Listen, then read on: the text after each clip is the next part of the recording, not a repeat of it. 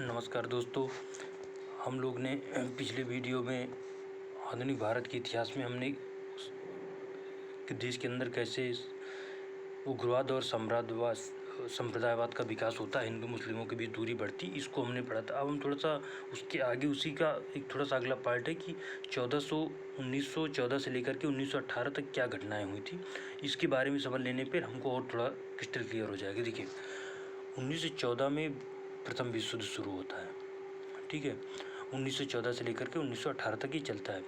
उसी समय क्या था कि पूरी दुनिया दो भागों में बट गई, एक मित्र राष्ट्र और दूसरी ध्रुवी राष्ट्र। मित्र राष्ट्र की बात करें जिसमें इटली हो गया, इंग्लैंड हो गया, फ्रांस हो गया, रूस हो गया, जापान हो गया, और ध्रुवी राष्ट्र जिसमें कि जर्मनी हो गए, उसके बाद ऑस्ट्रिया, हंगरी, तुर्की।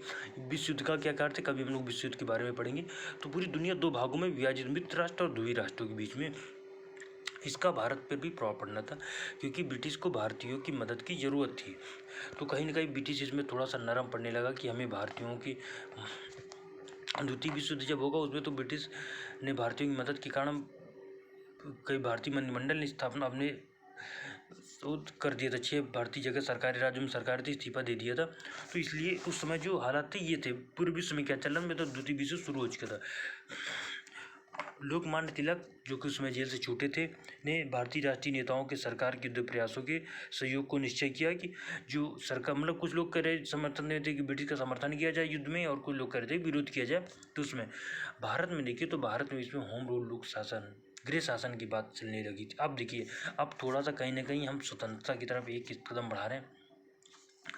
तो 1915-16 में 2 होम रूल लोग, एक की स्थापना लोकमान्य गंगाधर तिलक ने किया था, जिन्होंने भारतीय संस्कृति और भारतीय जनता को जागृत करने के लिए कम से कम ब्रिटिश वाले रीजन, मतलब वहाँ महाराष्ट्र वाले रीजन में इन्होंने शुरू किया।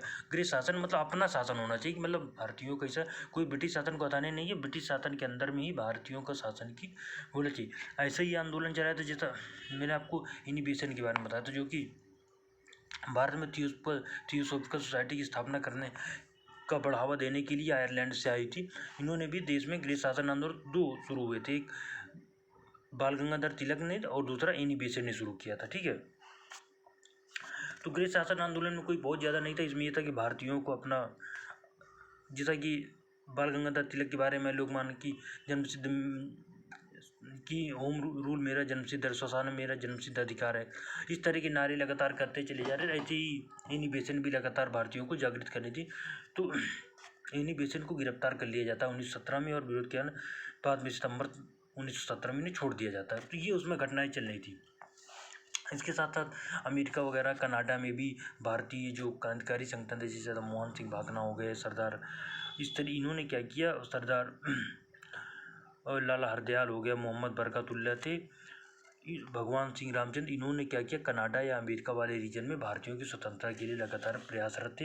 इन्होंने दूसरा था अंग्रेजी राज को अपना दुश्मन बताया, और भारत में विद्रोह फैलाने के लिए बहादुर सिपाहियों की गदर पत्रिका निकाली गई, जिसमें कहा गया कि तनख्वाह मौत है, इनाम शहादत और पेंशन आज़ादी है। तो इस तरीके की बातें लगातार आंदोलन थोड़ा थोड़ा चल रहा था। उसी समय का पीरियड है जो 1914 से लेकर 18 के बीच में है। हम सिखों में भी लगातार भारतीयों की स्वतंत्रता को लेकर के बढ़ रहा था। कनाडा में जो आज कितना विवाद चल रहा है, हकीकत ये थी कनाडा से ही स्वतंत्रता आंदोलन की काफ़ी कुछ मदद मिली थी शुरुआत में।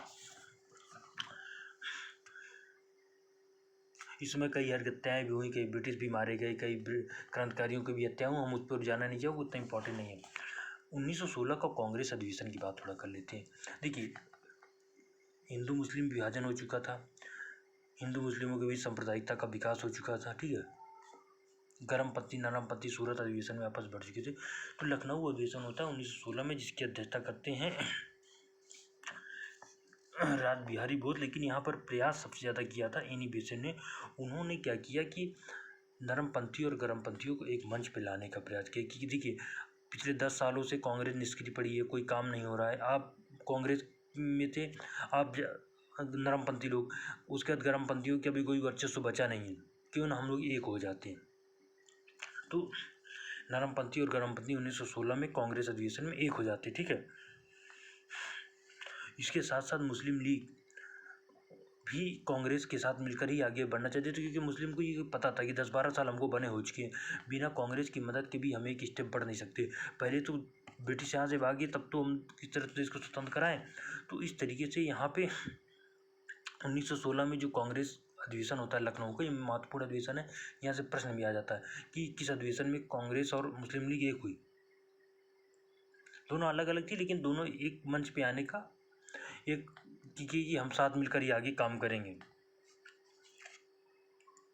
इसके साथ साथ इसमें देखिए 1916 का अधिवेशन कहीं ना कहीं ये साबित करता है कि कांग्रेस ने जो मुस्लिम लीग की नीतियां थी, पृथक निर्वाचन की नीतियां रही हों, जो भी मुसलमानों को एक तरह से संप्रदाय की हुई, इसको कांग्रेस ने अप्रत्यक्ष रूप से सहमति दे दी।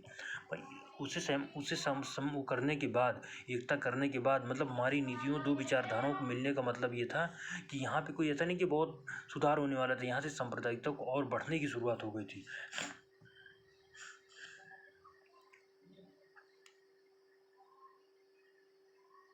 इसी समय 1914 में सरकार ने अबुल कलाम आज़ाद के पत्र अल हिलाल और मौलाना अबुल मोहम्मद अली के पत्र कामरेड को ये पूछा था।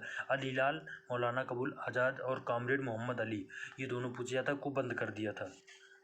अली बंदियों, शौकत अली और साथ में मोहम्मद अली, इन दोनों को भी नज़रबंद कर दिया गया था। ठीक है, इसी समय मोहम्मद अली आते हैं, मोहम्मद अली जिन्ना। मोहम्मद अली जिन्ना बेसिकली पहले राष्ट्रवादी हुआ करते थे। ये दादा भाई नौरोजी के सचिव के रूप में थे 1906 में,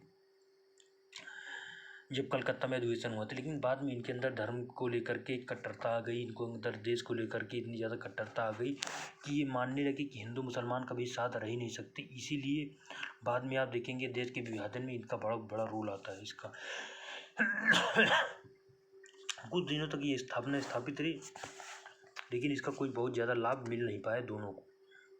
उसी समय 1918 में मॉन्टेग्यू चेम्सफोर्ड सुधार आते हैं, और साथ साथ 1915 में महात्मा गांधी जी का भारत आगमन हो जाता है। तो अगले इस वीडियो में बस इतना ही था, ज़्यादा कुछ था नहीं कि किस तरीके से राष्ट्रवाद, प्रथम विश्व युद्ध हुआ, उसके बाद हमने 2-4 सालों की घटनाओं को देखा कि पूरी दुनिया में क्या चल रहा था, भारत में क्या चल रहा था, होम रूल शासन की मांग चल रही थी, तो इस तरीके से। लेकिन कोई बहुत ज़्यादा लाभ हो नहीं पा रहा था।